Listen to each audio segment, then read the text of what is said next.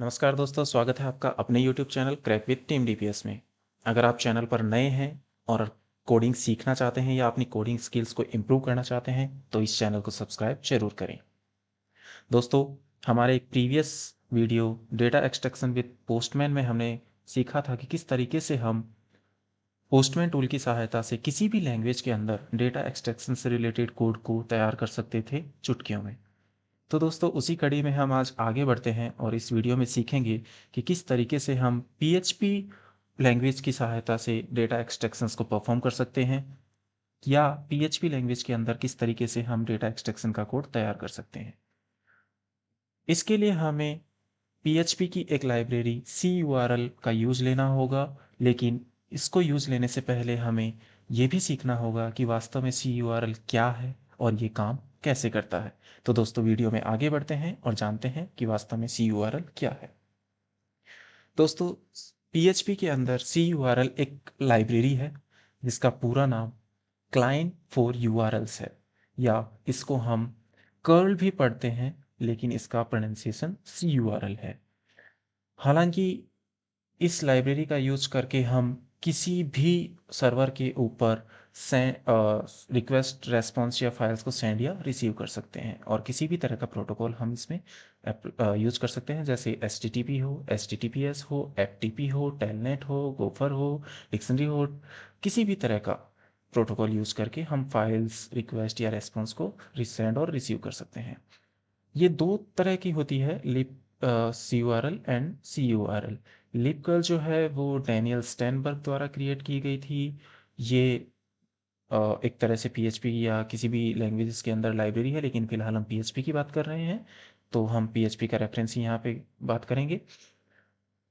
इस लाइब्रेरी का यूज करते हुए हम जितने भी हमने प्रोटोकॉल्स यहाँ पर बात की है उनके ऊपर रिक्वेस्ट को सेंड कर सकते हैं और रेस्पॉन्स को रिसीव कर सकते हैं। अगर हम बात करें सिर्फ CURL की, तो इसके थ्रू हम केवल और केवल URL सिंटैक्स के थ्रू ही रिक्वेस्ट को सेंड कर सकते हैं और रेस्पॉन्स को गेट कर सकते हैं। अब बात करते हैं कि इसको यूज कैसे किया जाता है। तो इसके लिए दोस्तों, सबसे पहले हमें हमारे PHP जो है हमारा इंस्टॉल है उसके अंदर पता करना होगा कि CURL का ऑप्शन हमारे इनेबल है या नहीं। तो दोस्तों, सिंपल सा आपको एक कोड लिखना है PHP का एक्सटेंशन लगा के। PHP info नाम का एक फंक्शन है, उसको आप लिखेंगे और जब आप रन करेंगे तो इस तरह का आउटपुट आपको मिलेगा। यहाँ पर आपको स्क्रॉल डाउन करते हुए जब तक आप CURL ना देखें तब तक स्क्रॉल डाउन करें। CURL पर जैसे ही आप पहुंचेंगे तो यहाँ पे सबसे पहला ऑप्शन जो है कि आपका PHP जो है CURL सपोर्ट करता है या नहीं। तो यहाँ अगर आपको डिसेबल दिखे तो आपको अपनी जो php.ini फाइल है उसके अंदर इसको इनेबल करना है। इनेबल होने के बाद में ये सारे ऑप्शन यहाँ पे आपको दिखा देगा, किस किस प्रोटोकॉल्स को ये सपोर्ट करेगा, कौन सा इसका वर्जन है, SSL इस पे इनेबल है या नहीं है, लाइब्रेरी जो SSS वर्जन है वो आपको यहाँ दिखाई देगा। ठीक है, जिस तरीके से भी इंफॉर्मेशन CURL प्रोवाइड करता है वो सारी यहाँ पे आपको दिखाई देने लग जाएंगी अगर आपका ऑप्शन इनेबल है तो। यहाँ पे ध्यान देने वाली बात यह है दोस्तों कि अगर आपका ये ऑप्शन इनेबल होगा तो ही आप CURL यूज कर पाएंगे, अदरवाइज आप PHP में CURL का यूज नहीं कर सकते। ये तो थी PHP के अंदर इसको इनेबल करने की बात। अब हम देखते हैं कि किस तरीके से हम इस CURL का कोड तैयार कर सकते हैं और किस तरीके से डेटा को एक्सट्रैक्ट कर सकते हैं किसी भी वेब पेज से। तो दोस्तों, उसके लिए हमें सबसे पहले CURL के जो बेसिक फंक्शंस हैं उनके बारे में जानना होगा। यहाँ पर स्क्रीन पर आपको कुछ बेसिक फंक्शंस दिख रहे हैं जो हमें याद रखने होंगे अगर हम CURL को प्रोसेस करते हैं। तो दोस्तों, अगर मैं फोकस करूं 18 फंक्शन के ऊपर, सबसे पहला जो फंक्शन है CURL_init। सबसे पहला फंक्शन आपको यही कॉल करना है। ये आपका जो CURL का सेशन है उसको इनिशियलाइज करता है और आपको एक हैंडल रिटर्न करता है। हैंडल इन द सेंस, जैसे आप एक ऑब्जेक्ट मान लीजिए कि किस उस सेशन को हम किसके थ्रू प्रोसेस कर पाएंगे, हैंडल कर पाएंगे, तो इसलिए हम यहाँ पर इसको हैंडल बोलते हैं। जैसे ही आप CURL को इनिट कर लेते हैं और आप एक हैंडल आपके पास में आ जाता है तो उसके बाद में आपको फंक्शन कॉल करना है सेट ऑप। इस सेट ऑप फंक्शन के अंदर हम जो है सेशन हमने क्रिएट किया है उसके अंदर ऑप्शंस को सेट कर सकते हैं। सेट ऑप के अंदर हम बेसिकली 3 पैरामीटर पास करते हैं। देखिए मैं आपको बताता हूँ किस तरीके से हम बात पास करेंगे। सबसे पहला जो है आपका हैंडलर, इसको सी एच मैंने लिखा है ताकि सी यू आर एल हैंडलर आप इसको रिकॉग्नाइज कर सकें, जो हैंडलर आपका रिसीव हुआ था इनिट फंक्शन के थ्रू।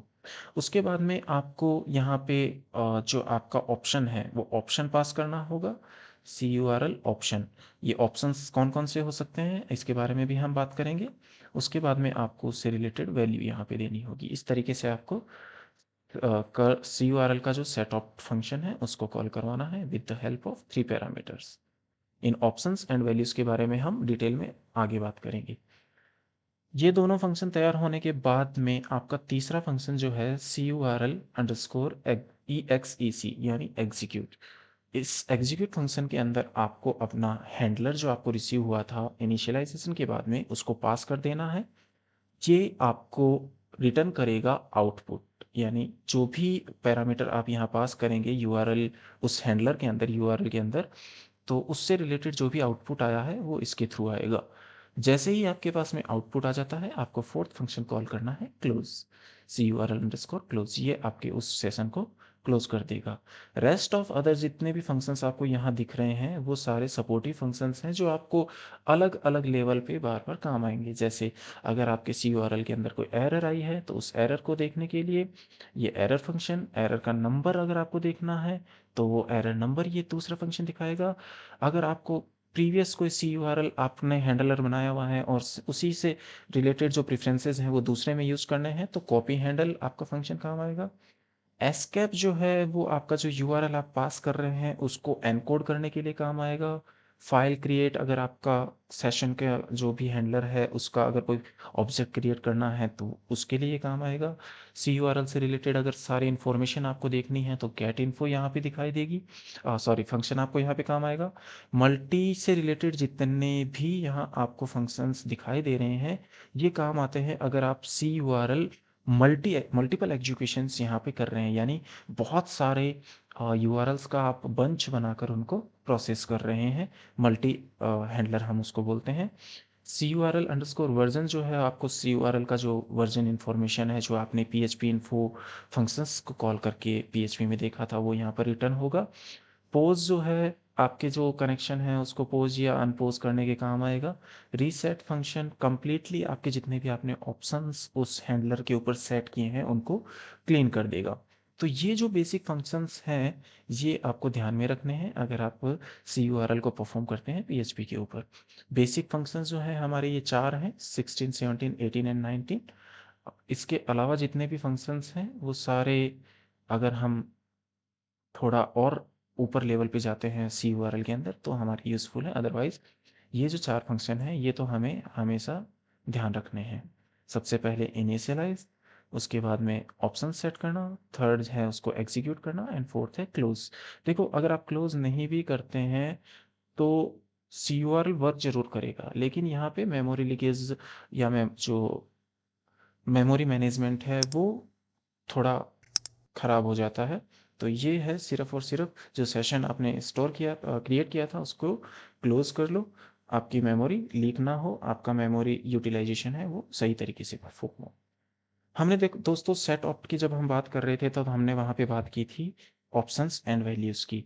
तो अब हम आप जानते हैं कौन-कौन से ऑप्शंस हम वहाँ जो हमारा दूसरा पैरामीटर था उसमें पास कर सकते हैं और क्या-क्या वैल्यू हम वहाँ पर उनको सेट कर सकते हैं। तो दोस्तों ये कुछ ऑप्शंस की लिस्ट है जो हम वहाँ पे पास कर सकते हैं एंड इनकी वैल्यूज़ भी मैं आपको बताऊंगा कैसे हम सेट कर सकते हैं। देखिए दोस्तों, सबसे पहला हैंडलर आपको पास करना, दूसरा जो है कर्ल ऑप्शन, तो हम उसको कुछ इस तरीके से पास करते हैं C U R L underscore set off, जो हमारा हैंडलर है उसको पास किया। देन हम सपोज सबसे पहले हमारे जो काम आएगा वो है यू आर एल। किसी भी सी यू आर एल रिक्वेस्ट को पास करने के लिए हमें बेसिकली क्या चाहिए, एक यू आर एल चाहिए ताकि हम उस पेज को या उस सर्वर पे एक रिक्वेस्ट पास कर सकें। तो यहाँ पे हमें एक स्ट्रिंग पास कर देनी है, कुछ भी हो सकता है जो भी आपका यूआरएल हो। फिलहाल मैं यहाँ पे लिख रहा हूँ https के अंदर google.com। ये बेसिकली क्या करेगा, हमारा जो यूआरएल हम कॉल करना चाह रहे हैं वो इस यूआरएल रिक्वेस्ट के अंदर इस हैंडलर को पास कर देगा। स्ट्रिंग फॉर्मेट में हमें ये पास करना है, ठीक है। इसी तरीके से मान लीजिए कि मुझे ये बताना है कि मेरी जो रिक्वेस्ट है वो किस तरह की है, गेट रिक्वेस्ट है या पोस्ट रिक्वेस्ट है। तो मैं यहाँ पे कस्टम रिक्वेस्ट नाम का ऑप्शन पास करूँगा और यहाँ पे बेसिकली स्ट्रिंग फॉर्मेट में उसको बता दूंगा कि मेरी जो रिक्वेस्ट है वो गेट रिक्वेस्ट है, यानी पैरामीटर जितने भी हैं वो मेरे इस यूआरएल के थ्रू ही पास हो जाएंगे, पोस्ट मेथड के थ्रू पास नहीं होंगी। सेम इसी तरीके से अगर मान लीजिए कि मुझे मेरा जो यूआरएल है वो रिडायरेक्शन परफॉर्म कर रहा है, तो मैं यहाँ पे बता सकता हूँ कि मुझे कितने रिडायरेक्ट्स अलाउ करने हैं। जस्ट सपोज कि मैंने google.com पास किया, यहाँ पे यूआरएल के अंदर वो रिडायरेक्ट कर रहा है याहू पे, याहू रिडायरेक्ट मुझे कर रहा है अमेजन पे, अमेजन रिडायरेक्ट कर रहा है फ्लिपकार्ट पे, एंड ऑफ द रिजल्ट मुझे फ्लिपकार्ट की साइट मिल रही है। तो मैं यहाँ पे सेट कर सकता हूँ कि भाई जो दो ही मेरे पास में रिडायरेक्ट्स होने चाहिए, यानी गूगल के बाद याहू एंड याहू के बाद अमेजन से जो मेरे पास आउटपुट आ रहा है वो मुझे यहाँ दिखना चाहिए। तो ये यहाँ पे इंटीजर फॉर्मेट में आप पास कर सकते हैं कि कितने रिडायरेक्ट्स आपको परफॉर्म करने हैं और कितने नहीं। इसके बाद में जैसे आप मान लीजिए सबसे महत्वपूर्ण जो चीज़ है कि आपको एक रिटर्न ट्रांसफ़र का जो ऑप्शन है वो हमेशा ट्रू सेट करना है।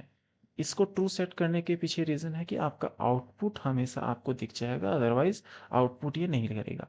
आप यहाँ ट्रू पास कर सकते हैं या वन भी पास कर सकते हैं। ओके, तो इस तरीके से ये सारे कुछ ऑप्शंस हैं जिनको आप सेट कर सकते हैं इस सेट ऑफ फंक्शन के अंदर और वैल्यूज़। तो दोस्तों अब मैं आपको सीधा बताता हूँ कि किस तरीके से ये आपको सेट करने हैं।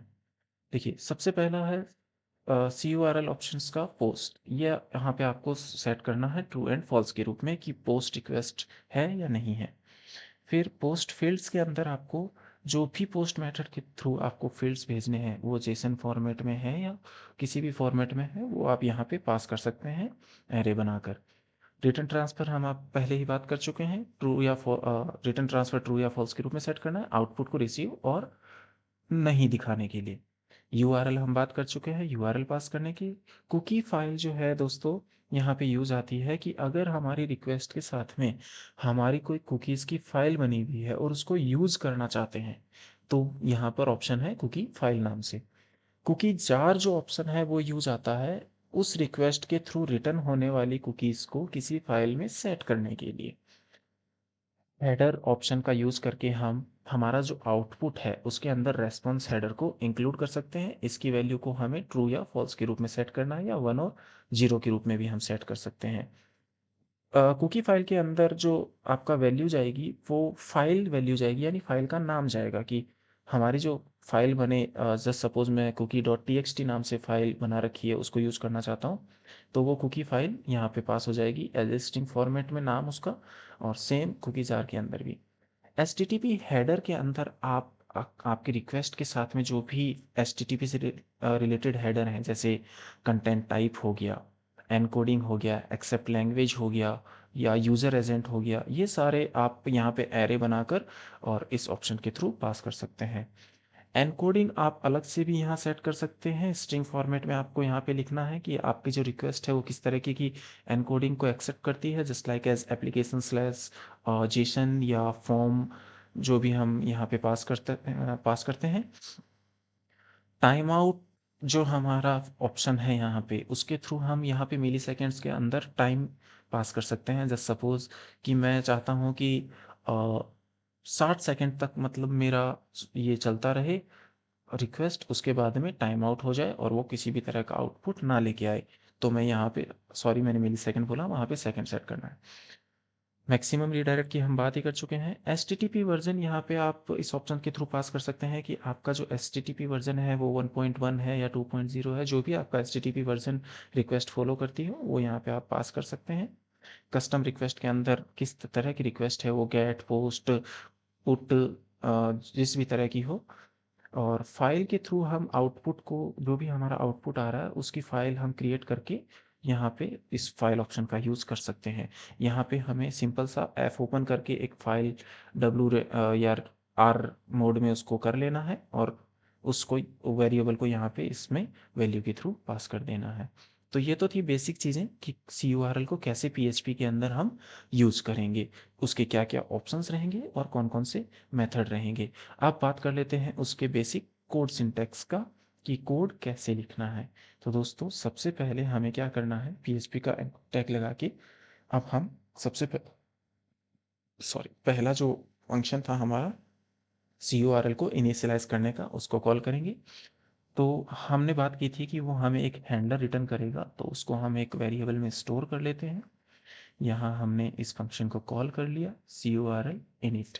हैंडलर में हमने इसको हैंडलर को हमने हैंडलर नाम के एक वेरिएबल में डाल दिया। दूसरी चीज़ मैं यहाँ पे लिख रहा हूँ, मेरा जो URL है उसको एक वेरिएबल में स्टोर कर रहा हूँ मैं। तो दोस्तों मैं google.com को सिंपली मैंने एक URL के अंदर ले लिया है, वेरिएबल के अंदर। अब मैं यहाँ पे जो मेरा हैंडलर है उसके अंदर ये सारे ऑप्शन सेट करूँगा। तो मैंने यहाँ पे इसका ऑप्शन सेट फंक्शन कॉल किया है सेट ऑप्ट का, जिसके अंदर सबसे पहला जो था मेरा हैंडलर जाएगा। देर आफ्टर जो ऑप्शन है मेरा वो ऑप्शन सेट कर दिया, उसकी वैल्यू मैंने यहाँ पास कर दी। ओके, ये सेट ऑप्ट हो गया। अब दूसरा जो मुझे पास करना है ऑप्शन वो आएगा रिटर्न ट्रांसफ़र, ताकि आउटपुट मैं स्टोर कर सकूं। रिटर्न ट्रांसफ़र मैं यहाँ 1 सेट कर देता हूँ, 1 for the true. There after मुझे रेस्पॉन्स या आउटपुट मिलेगा मेरे जो फंक्शन है एग्जीक्यूट के थ्रू, और उसमें मुझे मेरा जो हैंडलर है उसको पास कर देना है। ठीक है, ये मुझे रेस्पॉन्स मिल जाएगा। उसके बाद में जो मेरा सेशन क्रिएट हो रखा है उसको क्लोज कर देना है और इसमें पास कर देना है मेरा वही हैंडलर। तो ये है दोस्तों मेरा बेसिक सा सिंटैक्स एक CURL रिक्वेस्ट को परफॉर्म करने का PHP के थ्रू। अब जो भी हमें मिले उसको हम यहाँ इको कर लेंगे, जो भी हमें रेस्पॉन्स में मिलता है। तो दोस्तों google.com को मैंने यहाँ पे एक्सट्रैक्ट करने की कोशिश की है CURL की सहायता से, देखते हैं क्या परफॉर्म होता है। तो ये हमारा कर्ल ट्यूटोरियल का index.php है। जैसे ही मैं एंटर करूँगा 301 मूव, यानी कहाँ मूव हो गया है, ये यहाँ पे URL दिखा रहा है www.google.com पे। तो मैं इसमें थोड़ा सा चेंजेस करूँगा और